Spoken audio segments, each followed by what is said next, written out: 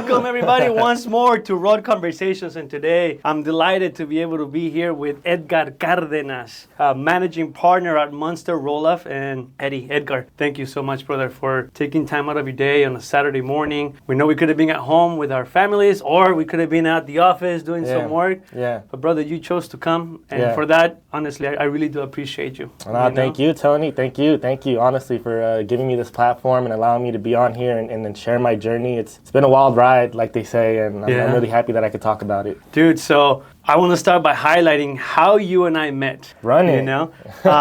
We met at the last Mixing Knowledge. Okay, Mixing Knowledge, for all of you guys that know, it's a community that we are building here in Riverside, California. We're about to expand into LA County.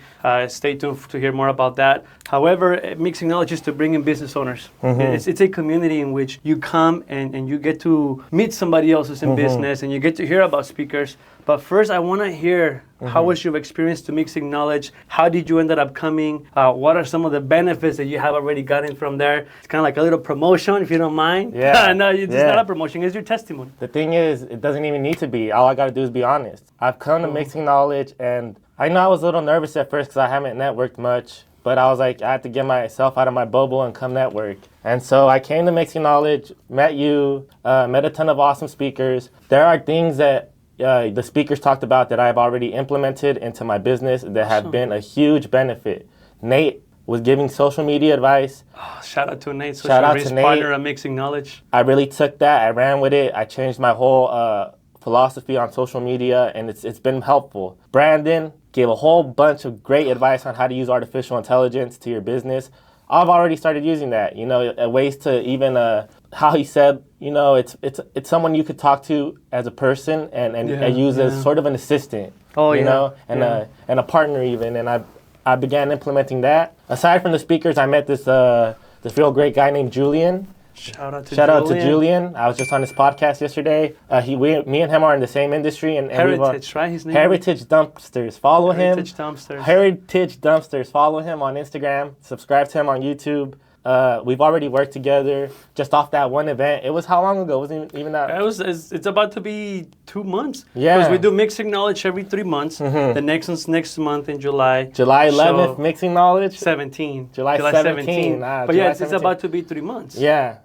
And you've already generated some revenue from that event by working with Julian? With Julian, exactly, yes. A good amount of revenue, yes. So, look, this is one of the things that I love from what you're saying is, first of all, Monster Rolloff and Heritage Dumpsters. You guys are technically in the same industry, right? Yes. And instead of finding it competitive, you found a strategic relationship. Yeah, exactly. How did that work out? How did that happen? How did that came up to be? During that event, we just got together, we talked, and honestly, people are only your competition if you make them, in a sense, right? Yeah. But if you can work together, I mean, there's plenty of money out there in the waste industry. Okay. It's waste and recycling, what the industry that we're in, and there's plenty of money out there. There's plenty of money around for everyone. It's not a competition. It's you got to build, like you said, strategic partnerships with everyone in the industry and try to move ahead together. Okay. What's the point in competing? I always felt like we're not here to make enemies. That's not at the heart of my soul. That's not who I am. Okay.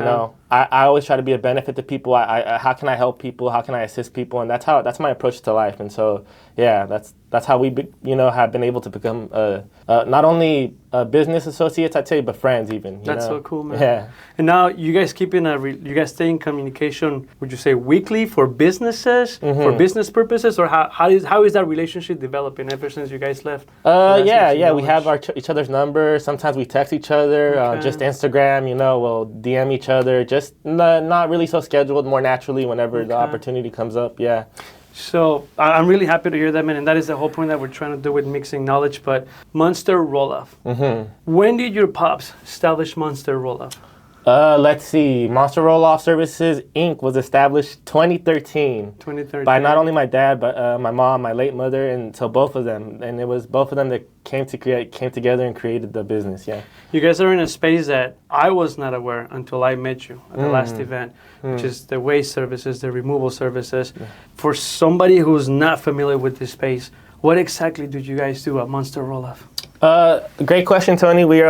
Yeah, it's the waste and recycling industry, and so that just covers so many things. What Monster Rolloff Services stands for is roll-off equipment. We specialize in roll-off equipment, and many people who are in this industry already know what that is. And the great thing about a roll-off truck is that it's very customizable in the sense that you can put a bunch of different kinds of equipment on there. There's smaller boxes, bigger boxes. To be more technical, they're what we call open top containers, flatbeds, compactors, all different kinds of resources that you can carry in our trucks. Plastic, cardboard, paper, metal, over the, decades plus years of experience we have in handling these different resources. We've grown with all the different plastic recyclers, metal recyclers, paper recyclers. We have a huge network of companies that we know that help recycle these resources. Okay. Yeah. And everything that you mentioned, I'm familiar with the insurance side of it because within Leto Financial,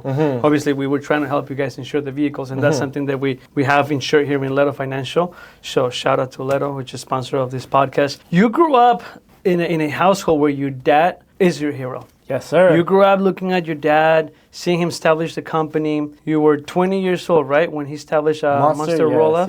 Yes. So how was it for you from the outside as you're going to college, because you also have your degree in political science. Yes.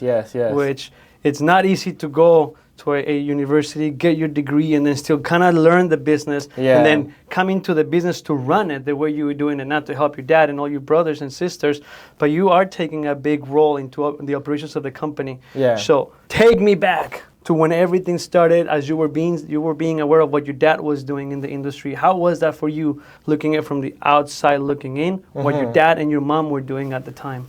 Man, it's honestly been, I couldn't be more luckier to have the parents that I have. Just the commitment they had to the business and how they treated our team members and my dad's work ethic, my mom's work ethic. The way they treat people, they always want to treat people right. It's not just about business; it's about relationships and how you manage those relationships and how you treat people and your reputation and first and foremost, be a good person. And I'm lucky to have the parents that I have because I learned that from them, and that's how I hope to continue to approach business in that way. You were going for political science, man. So how was your political science time in school? It translates now into running and operating Monster Rolloff, because you didn't go for an MBA. So how have you been able to implement what you learned in school to what you do on a day-to-day operations? Is there some type of correlation that you can say, you know what, this has helped me from school to run the company a little bit differently? Yeah. Honestly, it's weird to think of it because, it's a degree in political science, and I'm not really in the political field. However, politics is about a bunch of different things, and one of the big things is about leadership, I feel like. The kind of leader you want to be, you know? Yeah. And so I was lucky to learn about a lot of great leaders throughout histories and how they approached politics, but also business and how, and I feel like the best leaders out there are an asset to their people. They're not always trying to be selfish in their pursuits. So I think that's one big thing I learned in politics is that in my pursuits, I want to help people, especially my team members, I want to help them. I want to be the best asset I can be to lead them to a better place, and that's one thing I learned in politics, that it's about the team and it's about how can we get to from point A to point B, Okay. And that's something that I can relate a lot, because within Leto Financial, the way we were able to grow to the point that we are today is not by myself. So we had the blessing to put together an amazing team, man, with David, with Anthony, with Rosa, with Bianca, with Annabelle. I'm trying to bring up all the names, but it does become about leadership. And when you really care for somebody else, it's not just about your benefit. That's when people want to become a part of the vision. Yeah. So that I can see how it relates from the leadership. I think that is the best perspective that you could have used to relate from political science to the way you run the company. How many people are within Monster Rolloff? How many people are generating a revenue from Monster Rolloff? Give me a second, because I want a huge shout out to my team. My dad, my brother, my sister, my wife, Jorge, who's one of my best friends, my compadre, Rafa. our other driver, Ramon, who's not just a driver, he's, you know, very integral part to the team, and huge shout out to them. There's 8 of us, and, you know, I'd be nothing without him, you know. Yeah, man. Yeah. How long they've been working with you guys since? Obviously, Since it's a family company, yeah, man. Yeah, since the beginning, you know. How has it been, the dynamics between running the company with your own family? Even though with a lot of financial, I got my wife, we're not working together within the company. Yeah. But you're working with your family, dude. Yeah. You get to see them at the office. You get to see them at the parties. You get to see them at the carne asada. Yes, I mean, it's like you're with them 100% of the time. Yes. How has that dynamic been to be able to operate the business? There's good things, and there's gotta be things that can be better. I'm not saying they're bad things, but there's things that can always be improved. How has that dynamic worked out? It's a good question, because a lot of people say don't get into business with family. Like you hear that a bunch. A lot of people say it, and it's true, because it can be tricky sometimes. You know, it could cause problems. You know, I think with us, we've been lucky that, you know, we separated. You know, my brother, you know, like, is one of my best friends. You know, but he's also in the business. You know, so we also have disagreements in the business. Same thing with my dad. He's one of my best friends, but we will sometimes have disagreements in the business. But I think we're, you know, it's not, aside from the business, we're really close as a family, and so that keeps us close in the business too. And so there has been challenges, because you know, different visions can lead to you know, people wanting different things. But through the grace of God, you know, we're a close family apart from the business, and that's truly what matters most in our eyes. You know, I feel like. That's awesome, man. Yeah. What are some of the things that you've implementing already in your business from the AI perspective, as you mentioned earlier? What are some of the areas that you've already using AI from listening to Brandon that now Monster Rolloff is using? So one of the good things, I barely started doing social media this year. Okay. Mostly marketing through Instagram. Okay, yeah, and you're doing awesome, man. The content that you're putting out there is entertaining, because you're using different angles, dude. Whenever I'm looking at your stories and your reels, I'm like, dude, this is actually pretty cool. I appreciate what you're that. already doing. It's super organic, you know, organic. Is. So it's, you know, it's really what I go through in an everyday, you know, life, and so. But yeah, so sometimes I'll just use AI to help me create a visual I like. Or even, hey, I have this idea. Can you help me create a script for the video? Yeah. Yeah. Or, hey, you know, I'm thinking about implementing these different, health insurance policies. Can you give me some advice on some ones I could use? You know, or, hey, I'm thinking about implementing certain retirement plans for the team members. What advice do you got? And, you know, AI is really good at giving you options. And then instead of you having to Google and find out for yourself, it'll sort of Google and then give you a highlighted at the table of contents you could sort of overview, you know? It's crazy, man, the amount of help that we can leverage AI. Because I've been running a lot of financial for 10 years. And I literally started implementing AI last year, barely. But I can see how fast this has allowed me to get some things done compared to how it was before. And it's like you said, it's the way you talk to ChatGPT, it's the way you give the prompt. Yesterday I was having lunch with Joe Chavez, the barber, shout out to you. This guy, he was at the last Mixing Knowledge as well. I don't know if you remember, he was here with his wife. He was sitting in the front. So we went to have lunch, and he was telling me the way he runs the prompts with ChatGPT. Man, this guy is a great communicator. It's the way you tell ChatGPT, and it's the same thing that Brandon told us. But as I'm hearing him talk, it's like, dude, you need to use this tool as if you were talking to a receptionist or somebody in the office. Yeah. Because it'll spit back exactly what you're looking for. Yeah. And what I was shocked to hear from Joe is you ask ChatGPT to ask you questions to see what it can be done, what things can be differently, and angles that you're not seeing. Yeah. So when ChatGPT starts to ask you questions, then like, oh man, it makes you think and react to a point that somebody else may not even do it. So yeah, I think it's this era that we're going into for the next 3 years too. Yeah. For us to run our companies is definitely going to be huge, like you said, but we need to learn how to properly use it. Yeah. And again, if you have a chance to turn the Mixing Knowledge, do it. Because, you know, I was using it more like a Google search, you know. But after that Mixing Knowledge, after hearing Brandon talk, I was like, hey, you know, the prompts that I ask it are what matters the most. And if you approach it more like a conversation with a regular person, you're going to get better results. Yeah. And that's a great tool that I learned from the Mixing Knowledge. July 17th. July 17th, there we go. Dude, I was just thinking right now, we're Latinos. Yes. I'm Mexican. I'm an Mexican American. I immigrated to the United States when I was 12. Doctors told my mom in Mexico, and you heard this before, I wasn't going to leave past the age of 12. We come into the States, Dr. Elliot tells me, don't go back. So this country has allowed me to build the company that we have. But it's not just the country, honestly. It's God. Because once I've understood that everything that I am doing is through the grace of God. And there has been so many ways that I tried before to build a company. I wore so many different hats. Cemetery sales, telecommunications, real estate. I can't even remember all the ones that I tried until I found this industry, insurance, which I love because it's a way that I can help somebody else, not only to protect whatever they own, but also to make sure that when something happens, hey, they should have the protection. And then that's been enough into teaching consulting, helping other business owners structure their business so that it can be sustainable. But when it comes to your industry, now the way you understand Monster Rolloff and how it operates, for somebody who's out there and struggling and trying to find a way to generate revenue from your seat, somebody who's our people, how would you tell them? What is the basic blueprint? And obviously we're not trying to build competitors, because this is somebody who can come and maybe work with you guys with Monster Rolloff. But what are the basic steps for somebody to come into your industry, into your space, to trying to do something out of it, just the way your family has done? Yeah. I can actually speak really clearly for this, because that's exactly what my parents did. They came over from Mexico. They didn't know the language. They didn't know the culture. But because of hard work and good relationships and always doing what they thought was the right thing, they were able to grow the business. And so in this industry, I think that you can start a lot of different ways. Right now, junk removal is really popular. If anyone's out there, construction, you can do a lot of construction.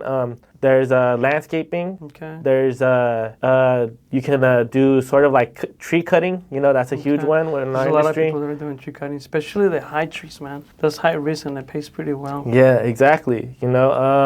Recycling, I mentioned that a lot because recycling is huge. Metal recycling, paper, cardboard. There's a ton of different ways that you can get in this industry and make some real revenue. It's not just one hat, The one thing that my parents did really well is that whatever they could do to make money, they did it. And so they made relationships with all these different kinds of people. I'm mentioning tree people, construction people, recyclers, just regular people that need their trash removed out of their house. That was my question. So sorry to interrupt you.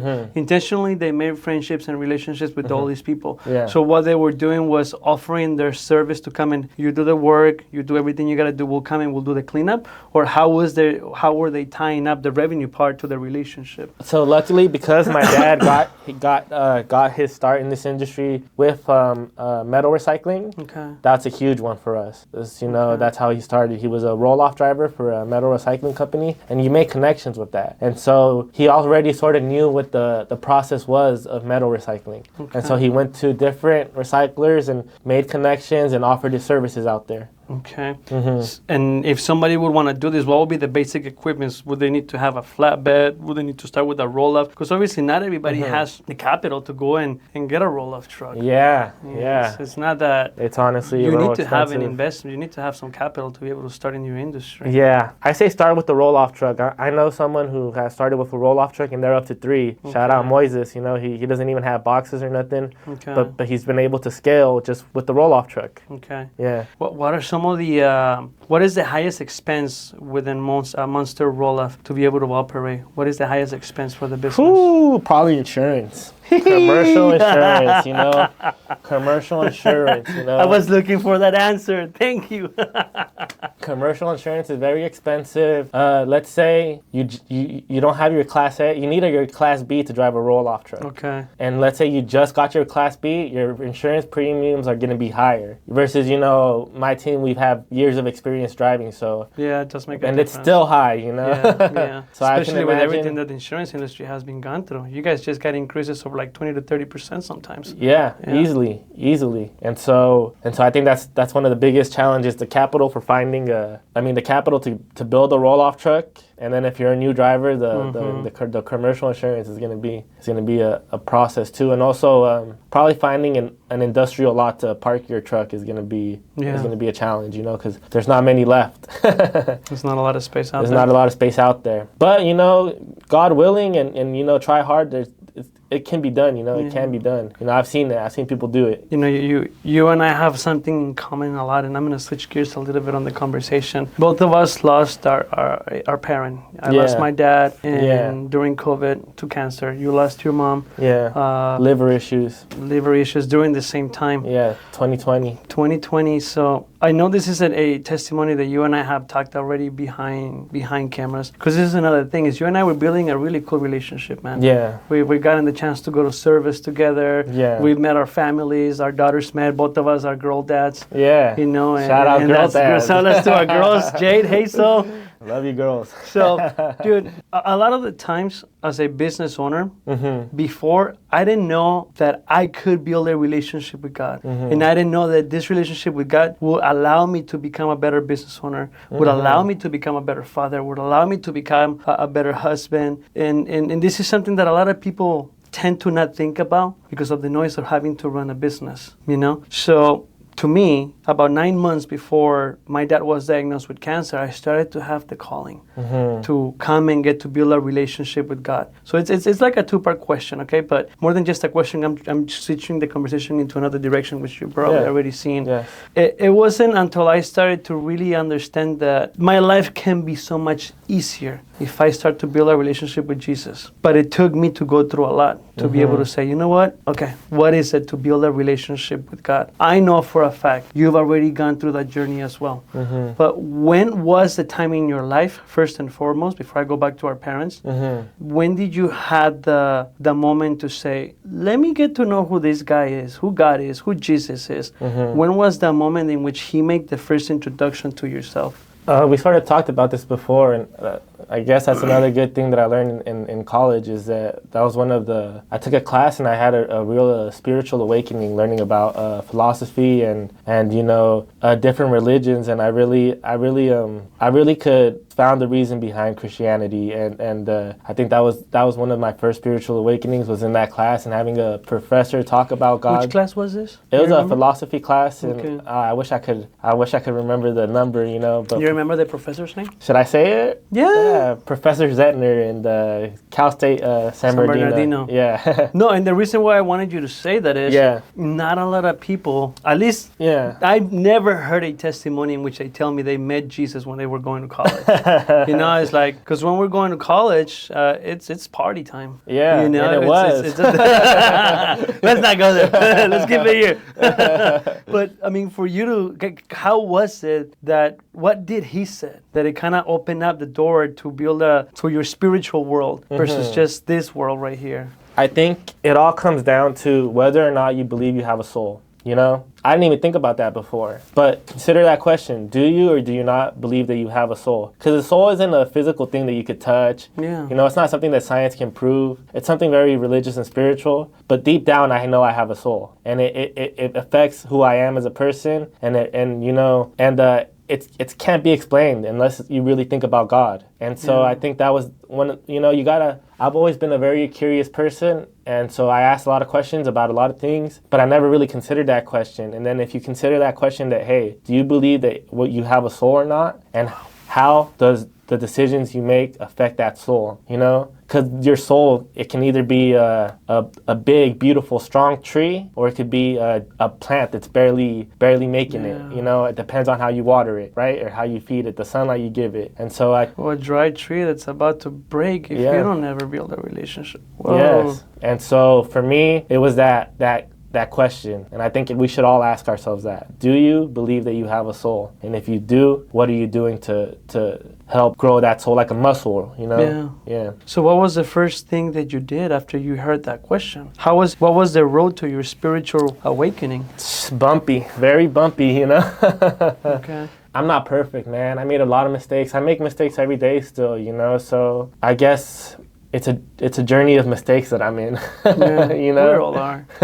and so that's what it is for me. That's what it's been, you know. It's not that right away I was a fucking good human, you know. No, I had to make a lot of mistakes, and every mistake was a lesson that God was teaching me something, and so it's been a bumpy road, but you know, I'm still learning every day, and I hope to continue learning, and you know, because like I said, I'm by no means perfect. I'm not here to judge no one. I still need to work on myself, you know. Yeah, and I think, you know, the awesome thing is none of us are perfect. None of us are ever going to live a perfect life, man. I made a lot of mistakes. I had a lot of sins, and I'm still going to continue to have them. Yeah. And that's okay, because that's exactly what Jesus came to tell us, is he's the only one that lived a perfect life. Yeah. And he lived a perfect life, and he was crucified. Yeah. And he accepted that because he knows that we are human. He knows that we're not perfect. But the beautiful thing is we have salvation in him because he's already paid for the price. Yeah. And it's so hard for us to understand that it's as simple as coming to Jesus and accepting that he's given his life for us,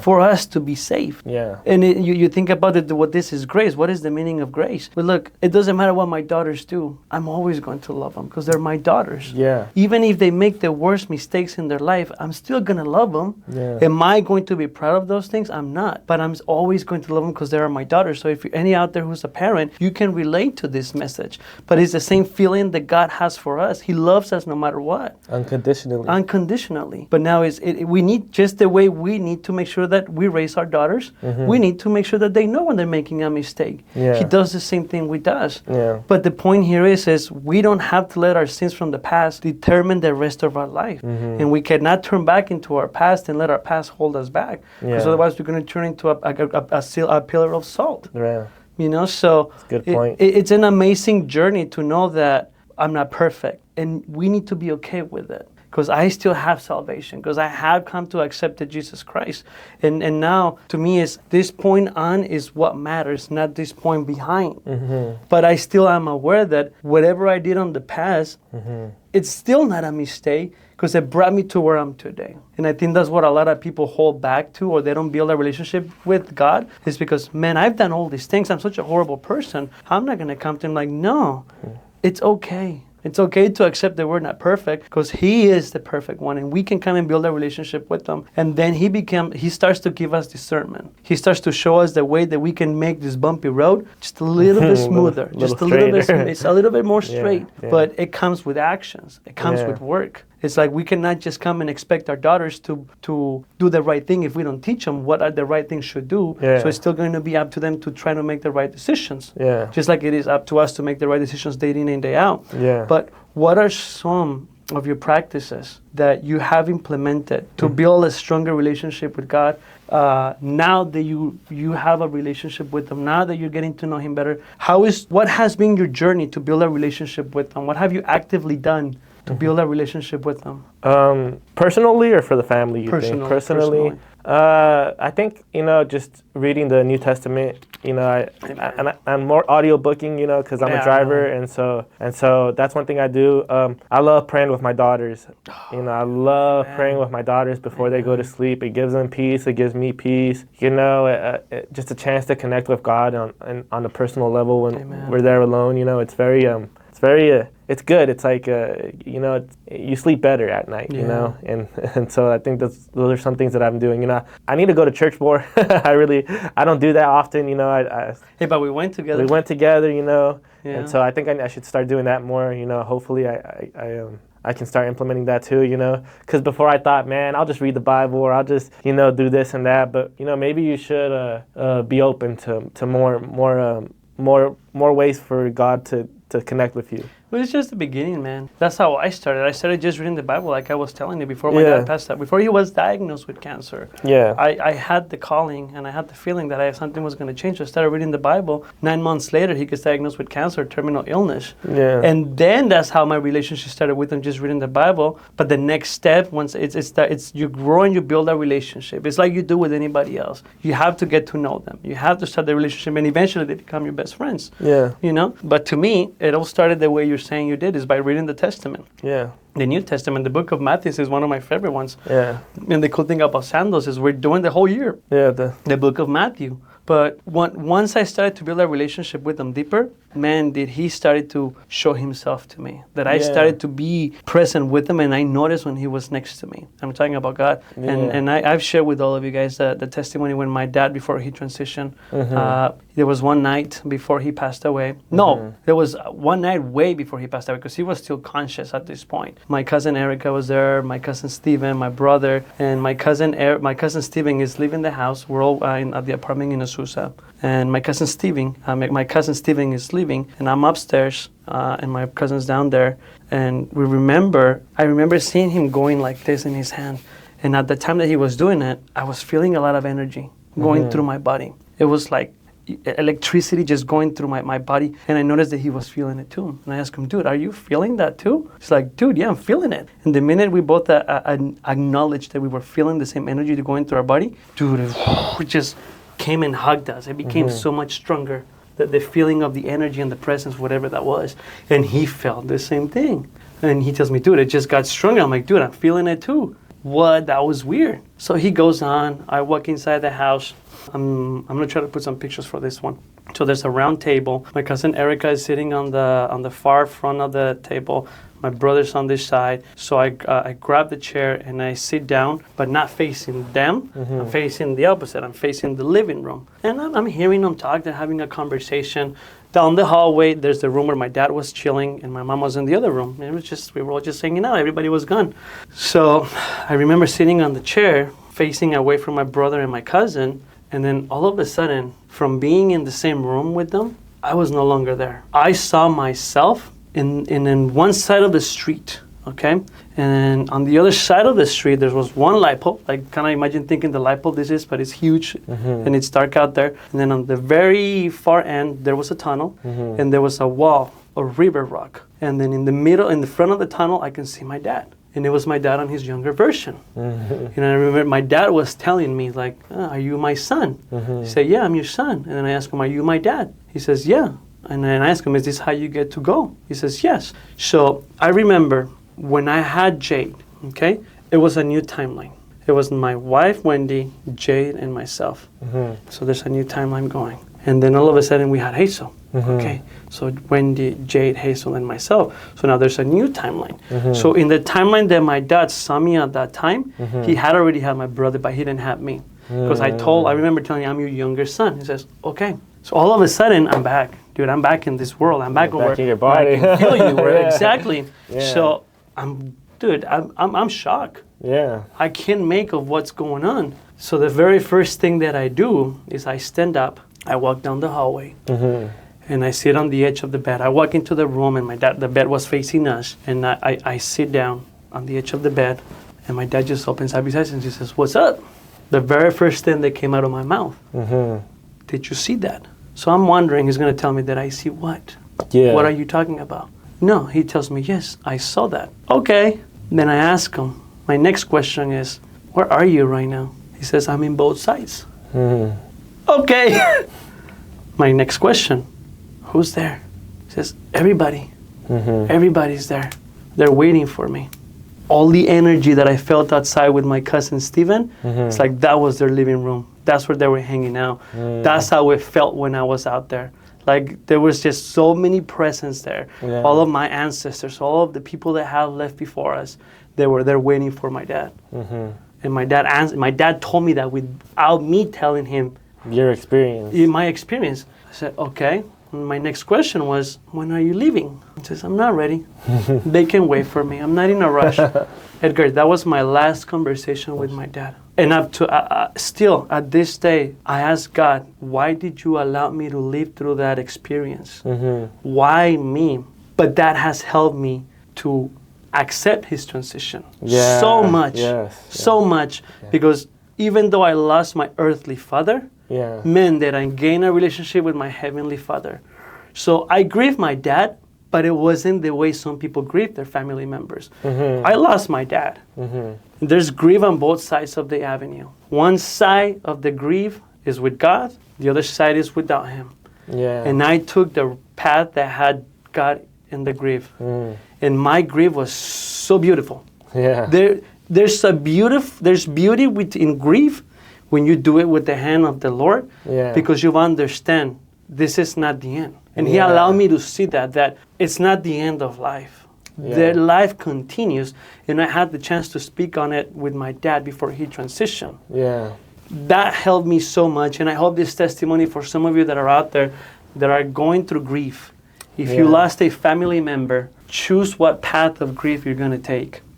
One is by the hand of God. The other one is on your own and on your own understanding. And I can tell you, because when my dad passed away, before he passed away, there was one time at the apartment in Chino Hills that I've never felt this pain before, that I knew I was going to lose my dad. And that was before I knew God was going to allow me to live through this experience. It was like being in a very deep hole, surrounded by a very thick darkness, and man, was I scared. And I remember seeing my daughter Jade. I grabbed my daughter Jade. I grabbed her and I was crying like a little baby. And that is a side of grief that I don't want to feel again. So if you're going through this, and if you're in that dark hole right now, all you can think about is, why did I lose my dad? Why did I lose my wife? Why did I lose my son? Why God? Why God? Why God? Just take a step back. Take a deep breath. And remember that this life is not the end. There is a next life. And I can tell you this, and I hope you're paying attention to this message. But choose the side of grief that has God with them, because man, would your life change. Whatever time we have left here is going to be the smoothness that we were talking about. And that is my testimony. That's why God allowed me to live through that opportunity, is to share this message, to not keep it to myself. Because there's a lot of people that are going through grief. Yeah. I know, because we talked before. You have a testimony. Yeah. It's crazy that you said that, because I was the opposite side of the grief without God. You kind of get me? And I didn't deal with it the best. I was smoking too much, drinking too much, drowning myself in work, and just sort of escaping, And that's why I asked you, how did you deal with your grief? Because I see you and I'm like, man, I feel like Tony dealt with it so much better, And I love that you said with God, and I love that testimony, and I was honestly powerful, Tony, Praise be to God. Praise be to God, because, I was the opposite, and I did it without God, and it was, I didn't grieve well. I don't know if you want to share your testimony, if you don't want to share your testimony, but it's up to you. It's up to you, man. Yeah. And, because even then, I should have, dealt with it with God because of that, but, I still... But, so when we lost my mom, I got a call one morning from my dad, right? And he's like, hey, your mom's going into shock. I don't know what's going on. I was like, what do you mean? He's like, I don't know. She's not responding. She doesn't look good. I show up to my house, and she's just in the ambulance, in shock, like almost like having a seizure.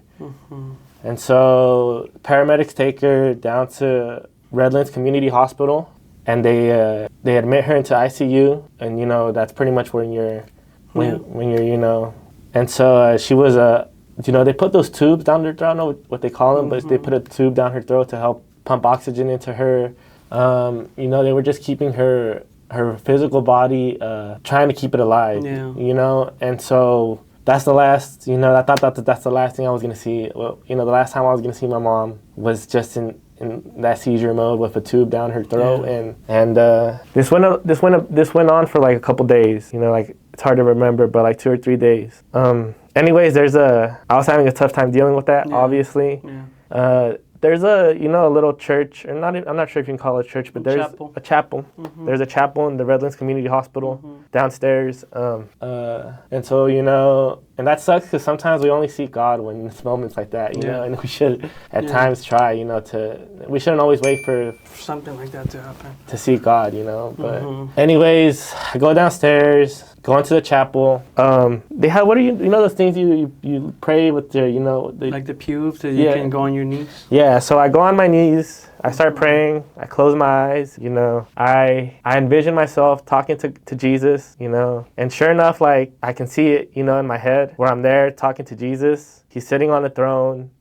There's a light glowing next to him. He's in a white robe, my mom's next to me. I'm facing him, and I'm like, God, can you please help my mom? And he says, no. And I'm like, God, please, really, really, I need you to help my mom. He's like, no, I can't.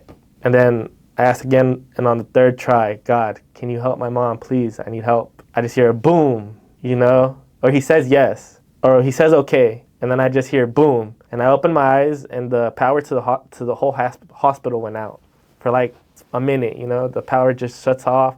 I open my eyes, I'm in complete darkness. I'm a little, you know, freaked out, you know, because that experience was just very surreal in my head, you know? Yeah. You just had this vision. I just had this vision. And all of a sudden, you're back into your yeah, body. Like you said, like just you left, like I left my body, Mm-hmm. and then when he said okay, there was just like this, you know, like almost like an explosion, mini explosion, you know, and the power to the hospital went out, and I opened my eyes, and everything's dark. But it's at right in the split second that he said okay, you know? And so I was like freaked out, you know, I'm like, Mm-hmm. it's dark, okay, what the heck just happened? Anyways, I'm like, okay, you know, like I must be, you know, just a coincidence. Yeah, You're thinking, you know, like, all right, like, you know, like. Trying not to believe, you know, because I was like, what the heck, you know, why'd the power go out? Or, you know, like, just like, why did I see it so real in my head, you know? And then that same night, you know, my mom regained consciousness, you know, they took the tube out and she was, you know, she was still in a very, very traumatic state, you know. Yeah. But she regained consciousness that same night, you know? And she was with us, luckily, for like another couple weeks after that. Praise be to God. And, you know, we were able to say goodbye, you know, and tell her how we felt. And, you know, she was able to tell us, like, what she wanted from us and how we're going to miss each other. And it was just, you know, I always thank God that I got those last couple weeks with her, you know? He answered your prayer, man. Yeah, I prayed. I prayed prayer. hard, you know. I prayed on my knees, and I got to see my mom for a couple more weeks. And I guarantee anyone that you would pay anything to see your parent for another, you know, couple weeks. And to be able to speak with them. And to, like, be at more peace with the transition. Accepting the transition. Yeah. Because that's one of the things that is I've understood. Yeah. From when my dad transitioned. It's hard for us to have to see them go, man. Yeah. We don't want to. Like I said, I dealt with it bad. Even after all that, I still dealt with it bad, you know. But now we got to see it from the side of our parents. And I think about this a lot for my dad is everybody's there, but I'm not ready yet. They can still wait for me. Yeah. We still need to understand that when it's our time to leave, we got to be ready to go. Yeah. Because it's hard for us to see them go, but it's hard for them to accept that they have to go too. Yeah. But that's what we need to remember. It's not death. It's just transitioning into the next life. And I guess that goes back to what I said, like, do you believe you have a soul or not? You kind of get me? Because if you do, your soul isn't this physical thing that's attached to your body. No. It's you know, it's timeless in a way. It is. You know, it's connected to God, you know? Yeah. It belongs to Him. Yeah. And that's why it's an amazing journey for us that we're here in this life right now. The simple fact that we're here, despite of everything that's going on, all the craziness that is happening in the world right now, the war in Iran with Israel, there's tensions with Russia, there's tensions with China, there's tensions here in LA right now with all of the immigration checkpoints and all the people that they're taking. And then all the people that are on the other side is saying they should take everybody. The devil does what the devil wants to do in this earth. Yeah. And this earth belongs to him, unfortunately. Yeah. He does what he wants to do, which is create tension, create division. But it separates us from what really matters, which is the spiritual side, which is your soul, which is what you're talking about.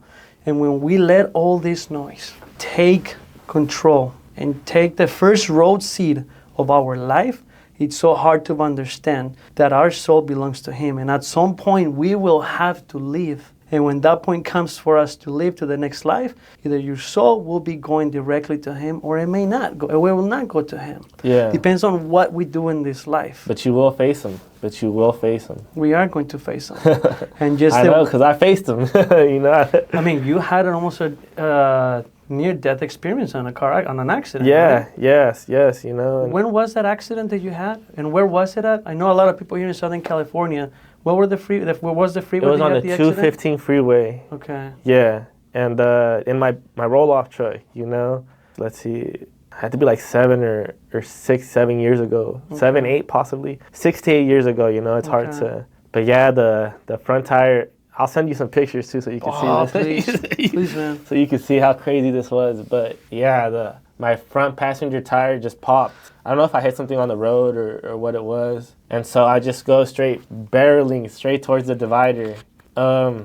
Brakes aren't working. The thing's just moving itself, you know. At least 60, 70 miles an hour straight towards the divider. Were you loaded at that time? Luckily, no. Okay. Luckily, I was, you know. You were empty. Yeah. Okay. You know, heading straight for the divider. I think I'm dead, you know. That moment, I'm just closing my eyes, you know. I'm like, all right, it's my time. You know, I close my eyes, heading straight for the divider. I just open them, and I'm outside my truck. You know, just staring at the mayhem, and I'm like, what the heck just happened? When did you get out? Yeah, how did I get out? When did I get out? I'm just in the middle of the freeway. You know, I guess, you know, people say you block out traumatic experience. I blocked it out, you know, but I was alive somehow, and I just, you know, I wish I could know how, you know. It's like, even to the point where, you know, not to sound crazy, but you know how sometimes they say, like, you live a life in a coma? Mm-hmm. I'm like, am I in a coma? Because I closed my eyes and the next second I was outside my truck. You know? So, or I'm like, even sometimes I'm like, man, am I in a coma? Like, what's going on? Wow. Did you don't have a camera, like recording when you're driving your trucks? A dash cam? I should, no, but back then it was even more rare, you know? To have that. It's even more rare. Okay. Yeah. Wow, man. When that truck went over the divider, did it go over into the next? Luckily, it didn't. You know, okay, luckily it hit, and I guess it went back into the middle of the freeway. And yeah, nobody run into the truck. No. Praise be to God. You know, nothing. No one was hurt. I was alive. You know. You're alive, man. I'm alive. You're here. Hopefully I'm not in a coma. Pinch yourself. I don't think so, because then I will be too. That'd be a trip. Imagine that. What kind of podcast would that be? Right? I think that will go viral. But just because, you know, I close my eyes and the next second I'm outside my truck. Man, brother. That's a testimony right there, man. It's like I told you, Eddie, the other days. You have a testimony to share, man. Yeah. And it's just at the right time, you'll get more comfortable to share the testimony. But know that when I share my testimony, is because there's a lot of people that are out there that are going through the grief in the dark side. Yeah. Because I know what the dark side is. I felt it. Yeah. And it is a scary place to be in, because it is a place. Yeah. It's a scary place to be in, and we could look into drugs, we could look into alcohol, we can look into work to suppress that feeling. Yeah, to escape. Yeah. But it's, you know, it makes the situation worse. It does. and you cannot escape it, because it's always going to be there hunting you. Yeah. And when we put it into the spiritual side of life, just the way God is real, and I always said this, is the enemy is real too. Yeah. And that's where the enemy wants you to be. That's where the enemy wants you to be. He wants you to be scared. He wants you to be in the dark hole in which you're making the wrong decisions that will not allow you to open up your heart to really see. It's like, there's another way to deal with it. Yeah. You know, and that's what this testimony is to me, is to help that one person that is going through it, because we went through it. Yeah. We lived it. And the Lord has allowed us to understand that this is how we come and you build a relationship. Yeah. You know, you said earlier, like, man, it would be better that we don't just come to God when we need it. Yeah. When we need Him, when we're in a situation that we're about to lose our parent or our company is about to go down. However, He makes those moments for that. Because if we don't have that moment in our life that is going to make us come and look for Him, we're going to continue living a life of sin. Continue living a life of the material of this side, the materialistic side. Yeah. But once we face these challenges, we come to Him, and He answers our prayers, and we get to see Him. Yeah. And we get to see how He gave life to your mom for a couple more weeks, so that you can actually have a conversation with her, so that you can come to accept her transitioning, for her to accept her transitioning. And the moment that you have that life-changing experiences, you continue living a new life. Yeah. It's kind of like a baptism. You know, a baptism symbolizes you leaving the old life behind when you come out of the water, and now you're making it public that you're a Christian, you're building a relationship with God. Now you're living a completely different life, because you will remember not to do those same mistakes anymore. And it's hard to be a Christian. Yeah. It's hard because now you know what is wrong, and you don't make the mistake. But when you know it's wrong and you still do it, man, you're living in sin. Yeah. But going back to the point is, God allows for those, God knows that those moments have to happen to come to Him. But hopefully once that moment happens, is you now live a brand new life. Like a different timeline, like you were saying earlier, it's, which timeline are you going to choose to be on? Yeah, exactly. Because it's easy to make the wrong choice. Oh, yeah. It's easy. It's easy to walk that path.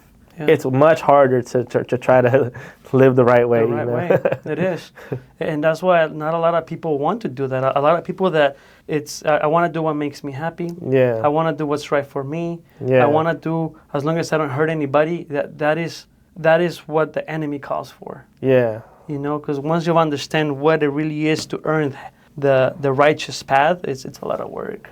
It takes a lot of work and making the right decisions, man. But what makes you happy today? What makes you happy today? Man, that's a good question, Tony.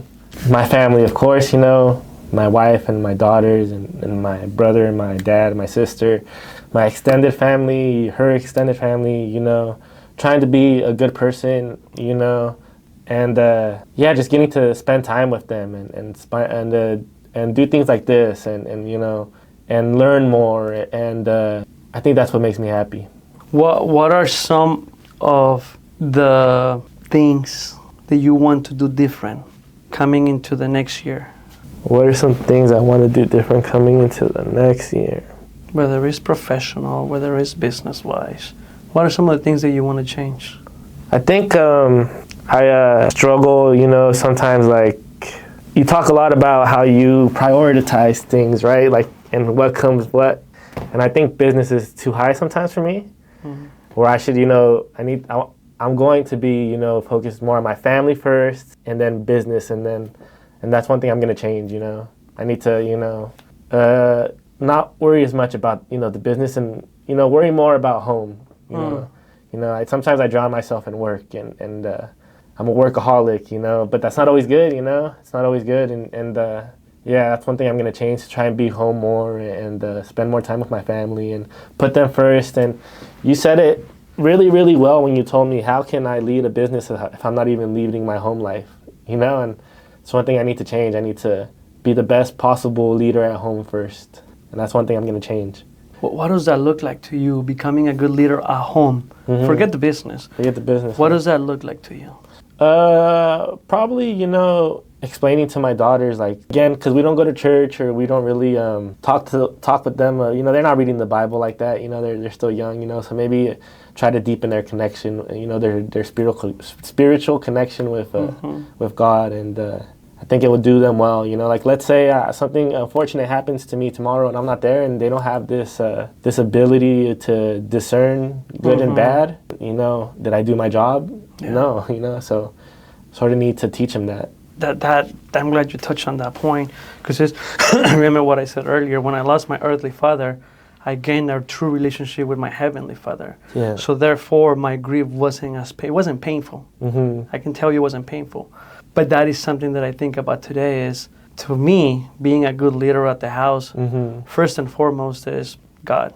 My relationship with God is my priority. Why? Because God is the one that has allowed me the gift of clarity to be able to discern how to raise my daughters. But not just how to raise my daughters, is how to be a true husband. Because I know now that I need to be able to honor my wife. Not just to say I have a wife, but it's to be present with her. Because once I'm able to build a relationship with God, He has allowed me to become and see my mistakes and see the flaws so that I can go and change them better, but become a better husband. Because when I'm a better husband, my wife becomes a better wife. She becomes a better mother. She becomes the better person that God has created to be. Because when we're not right, when we're not a good leader at home, everything crumbles. Yeah. But when we bring it back down to our daughters, for me, is for them to know that when the Lord calls me, it's like, it's okay.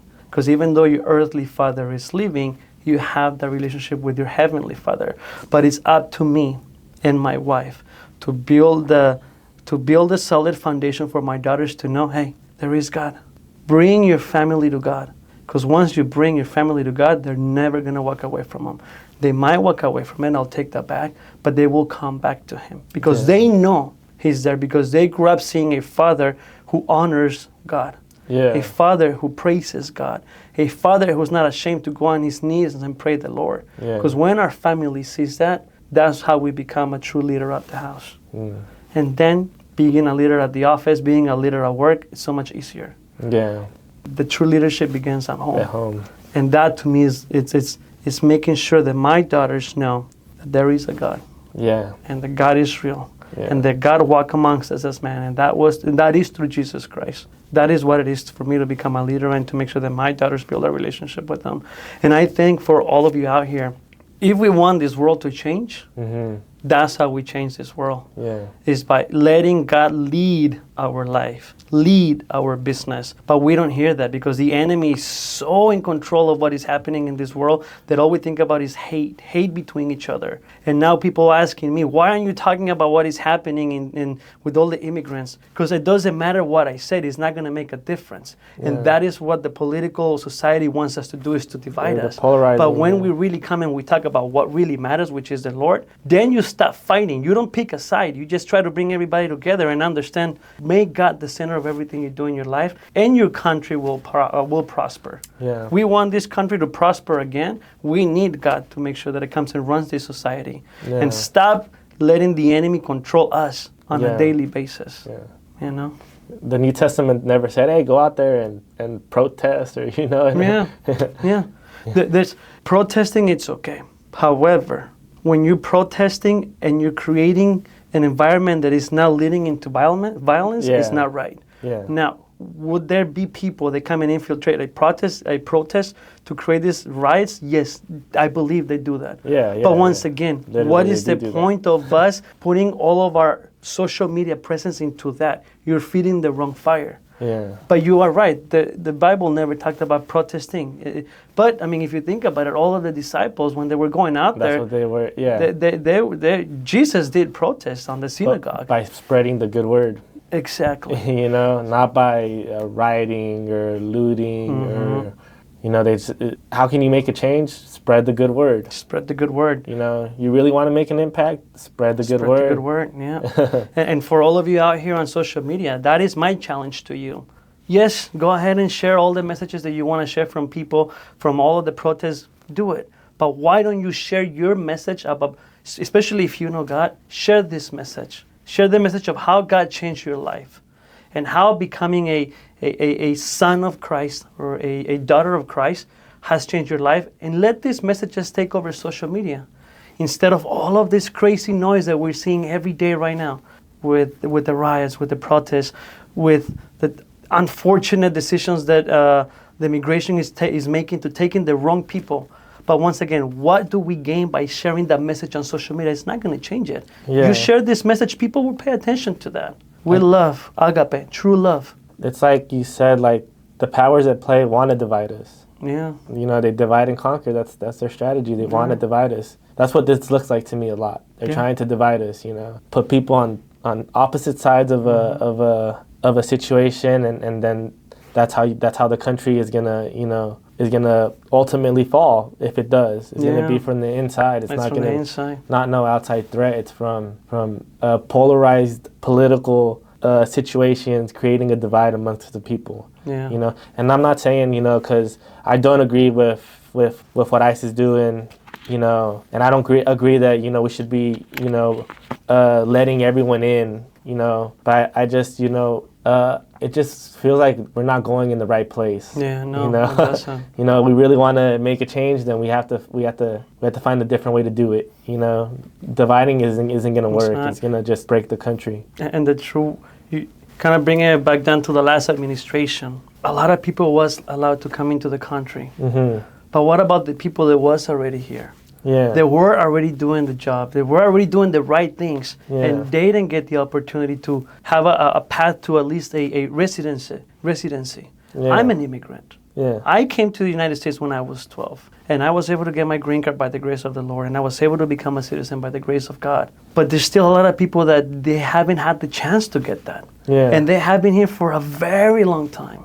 Why don't they help them? Yeah. Instead of now, you have a complete new administration coming in, and we were told we were going to take the people that shouldn't be here. Yeah. Which I agree with that. Yeah. My daughters live here, but that's not what they're doing. Yeah. They're going after the people that have been here for such a long time and doing the right type of jobs, and they're a backbone to this country. Yeah. And they're going after them. Yeah. It's almost like they lied, and so people are upset, and I get that because they did lie, They did lie. They did lie. So, it goes back again to how do you become a good leader at home? Yeah. It's by letting Christ lead you. Yeah. How do you become a good leader to run this country? You truly let God lead you, not just use his name to get political advantages. Because when you truly allow him to run what he has intended for you to do, you will make the right decisions. But then going back to the Bible, the birthing pains, we're going to see all this. We know this is going to happen. Yeah. We know there's going to be rumors of wars.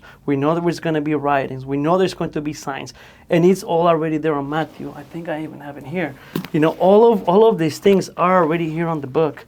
But this is the bigger picture, which is we need to understand that this is supposed to happen. Now, do we want it to happen? No. But once you are open to come to him and accept this, and you start to make the right decisions back at home, man, would it make your life so much easier? So I found it, brother. And this is what I was saying. We know that this is all going to happen because it's already written here, Matthew 24:8. Thank you for helping me find it on the phone. Signs of the end, and I don't have my glasses, but as he sat on the Mount of Olives, the disciples came to him privately saying, "Tell us, when will these things be?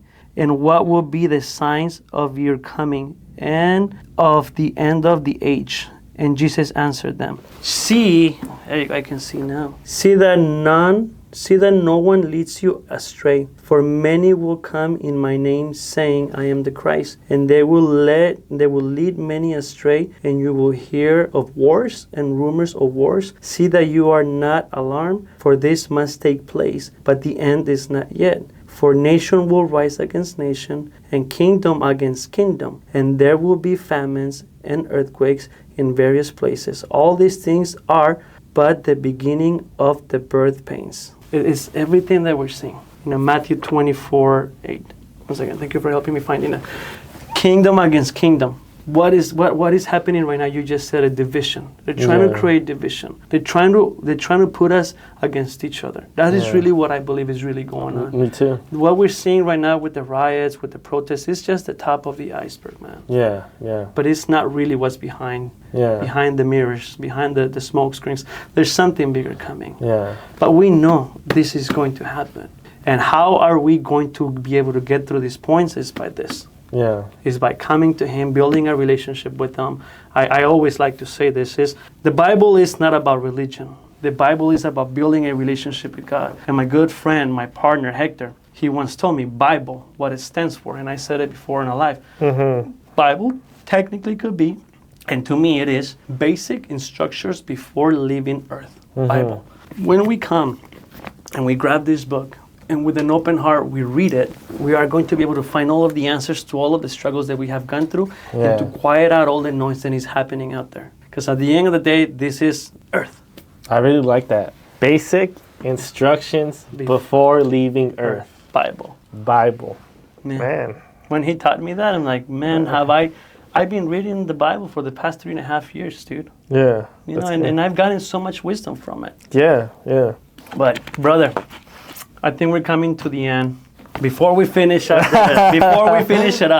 what are the values that you live by? That Edgar Cervantes Cardenas. Cardenas. You can say it right so many times. I did, and the last time I said it wrong. Edgar Cardenas, what are your values, brother? Let's see, God, family, hard work, determination, being a good person, and I guess number one, you have a soul. You have a soul.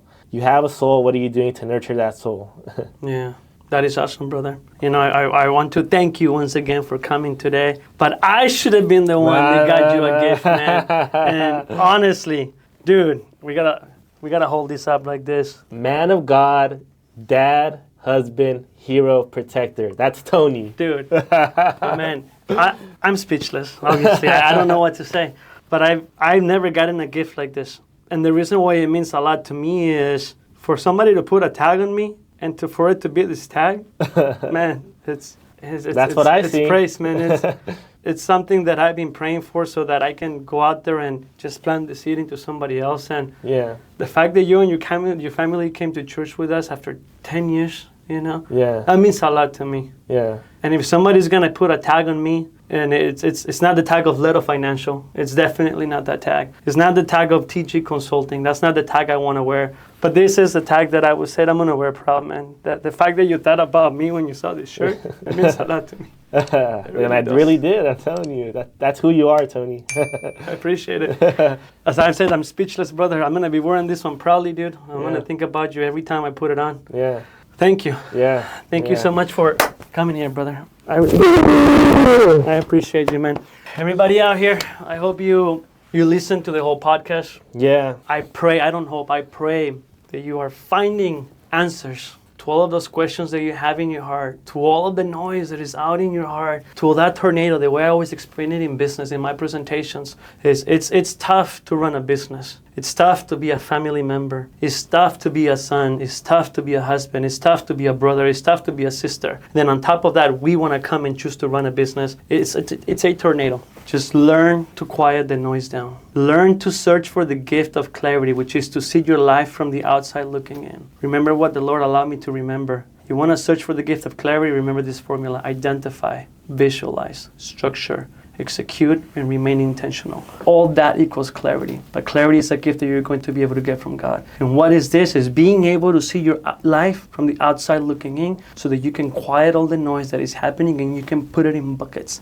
And it will be easier to go through it. But you won't get this gift unless you come to God and you come to Jesus and you accept Him. I say this like this so boldly because that's what happened to me. So I'm speaking from personal life, from my testimony. I'm not telling you this from what I've heard somewhere else. So with that being said, thank you for coming to this mixing knowledge road conversation. I don't even know what to say. Honor to be here. Thank you for having me here, Tony. I really appreciate that. I really appreciate you giving me a chance to tell my story. And like I said, follow Tony on Instagram. Subscribe to him on YouTube. He's the man. Same thing. Follow Monster Rolloff, Edgar Cardenas. Cardenas. And with that being said, everybody, have a blessed day, everybody.